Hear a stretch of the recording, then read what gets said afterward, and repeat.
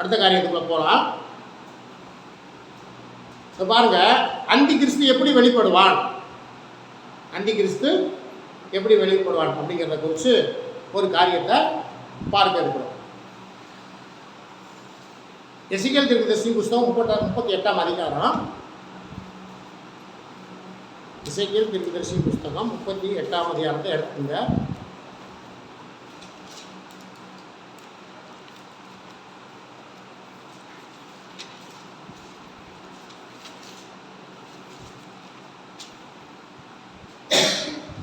அதில் வாசிங்க, 22 வாசிங்க. 38, 22 வாசிங்க. இவ்வித நோயினாலும் கொள்ளை நோயினாலும் இரத்த சிந்துதலினாலும் நான் அவனுடைய வழக்காடி அவன் மேலும் அவன் இராணுவங்களின் மேலும் அவனோடு இருக்கும் திரளான ஜனங்களின் மேலும் வெள்ளமாய் அடிக்கும் மழையையும் பெருங்கல்மழையையும் அக்னியையும் கந்தகத்தையும் வரிசிக்க பண்ணுவேன். போதும். இப்ப பாருங்க, இஸ்ரேலுக்கு விரோதமாக 7 நாடுகள் விரோதமாய் வரும். அந்த நாளிலே அவங்க எல்லாம் இஸ்ரேல் தேசத்துக்குள்ளேயே வந்துடுவாங்க. 7 நாடு இராணுவமும் இஸ்ரேல் தேசத்துக்குள்ளேயே வந்துடுவாங்க, மலைகளுக்கு வந்துடுவாங்க, இஸ்ரேல் தேசத்துடைய மலைகளுக்கு வந்துடுவாங்க. சரி, அப்போ இன்னைக்கு இஸ்ரேல் பெருமை பாராட்டி கொண்டு இருக்குதே, நாங்கள் தடுப்பு ஏவுகணை வச்சுருக்கிறோம், அயன் பீம் வச்சுருக்கோம், அப்புறம் இன்னொன்று என்னது அயன் பீம் ஏதோ 2 வச்சுருக்குறாங்க. அப்போ அதெல்லாம் இருக்கும்போது எப்படி அந்த 7 நாட்டு இராணுவம் எப்படி உள்ளே வரும் அப்படிங்கிற கடந்த வாரத்தில் நம்ம பார்த்தோம். ஈரான்லேருந்து ஏவுகணையை ஏவி இஸ்ரேலில் உள்ள இராணுவ ஆராய்ச்சி மையத்தை அடிக்கிறதுக்கு ஏவுனதை தடுக்கிறதுக்கு இவங்க அந்த தடுப்பு கருவியை ஆப்ரேட் பண்ணால் செயலிழந்து போச்சு. ஆனால் அந்த ஈரான்லேருந்து ஏவப்பட்ட அந்த ஏவுகணை அந்த அணு ஆராய்ச்சி மையத்தில் போய் உழுகலை, மாறாக கோட்டை சுவரில் உழுந்து கோட்டை சுவரை சேதப்படுது. அடுத்து ஒன்று ஏவுனாங்க, எருசலேமில் உள்ள அல்-அக்ஸா மசூதியை அடிப்பதற்காக ஏவுனாங்க. அங்கேயும் இந்த தடுப்பு ஏவுகணை வேலை செய்யலை, அங்கேயும் அந்த மசூதி மேலே உழுகலை, மாறாக பக்கத்திலே உழுந்து வெடிச்சு செலுத்துறது. ஏன் இதே தான் நடக்கும்? இதே தான் இந்த 7 நாட்டு இராணுவமும் இஸ்ரேலுக்குள்ளே வந்ததுக்கப்புறம் இவங்க இந்த தடுப்பு ஏவுகணை எதுவுமே வேலை செய்யாது.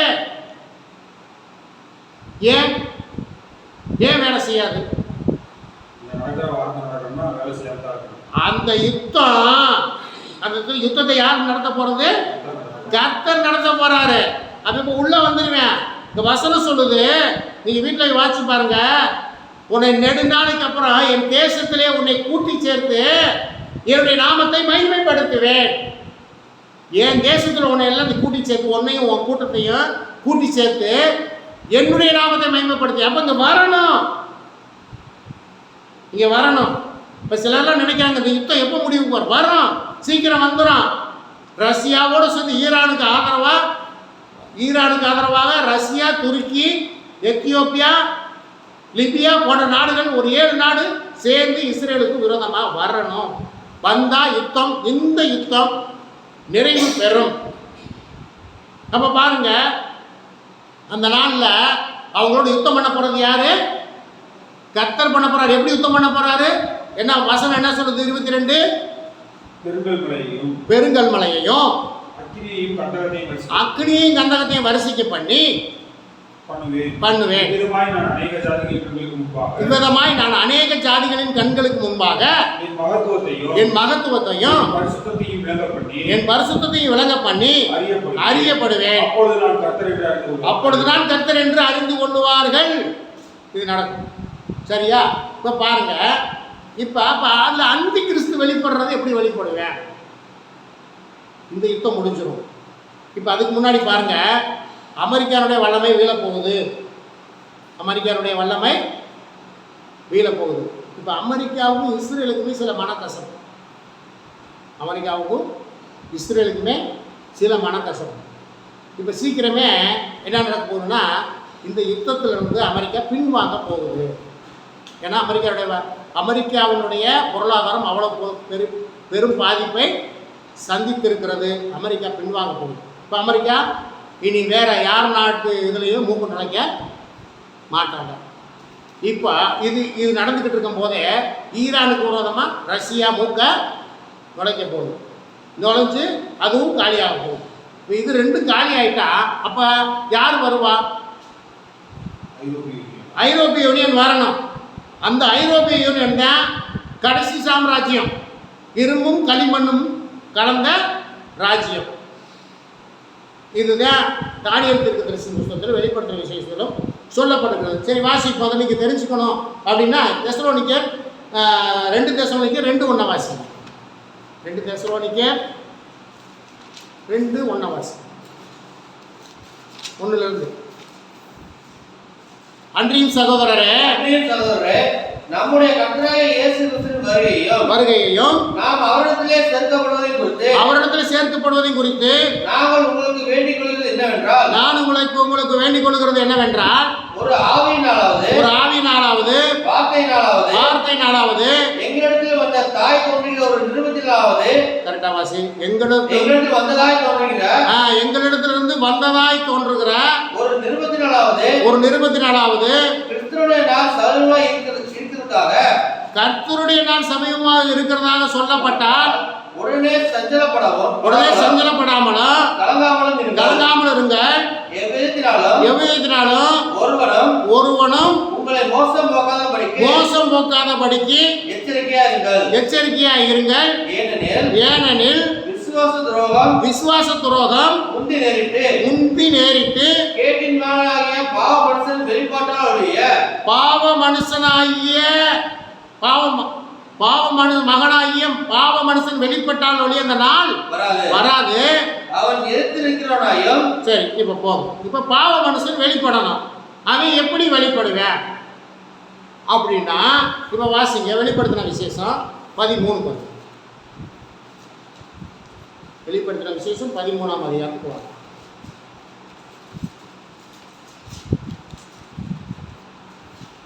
13ஆம் அதிகாரத்தில் 11 வாசி. பின்பு வேறொரு மிருகம் பூமியிலிருந்து எழும்பி வர கண்டேன். அது ஒரு ஆட்டுக்குட்டிக்கு ஒப்பாக 2 கொம்புகளை உடையதா இருந்தது. மனுசர்ப்பத்தை போலவும் பேசினது. அது முந்தின மிருகத்தின் அதிகாரம் முழுவதையும் அவருக்கு முன்பாக நடப்பித்து சாவுக்கு ஏதுவான காயமாற சுஸ்தமடைந்த முந்தின மிருகத்தை பூமியின் குடிகள் வணங்கும்படி செய்தது. அன்றியும் அது மனுஷருக்கு முன்பாக வானத்திலிருந்து அக்னியை இறங்க பண்ணத்தக்கதாக பெரிய அற்புதங்களை நடப்பித்தது. இது என்ன அப்படின்னு கேட்டீங்கன்னா, இப்ப அந்த 7 நாடுகள் வர்ற அந்த யுத்தத்துல கர்த்தர் எதனால அழிக்கிறாரு? வானத்திலிருந்து அக்னியும் கந்தகமும் கொட்டி அழிக்கிறார். இப்போ அதில் இஸ்ரேலிலும் பெரிய சேதம் உண்டாயிருக்கும்.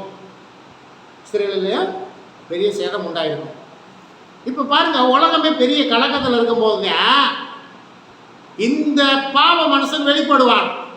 எப்படி வெளிப்படுவான் தெரியுமா? இந்த காரியத்தை பூரா நான் தான் செஞ்சேன்,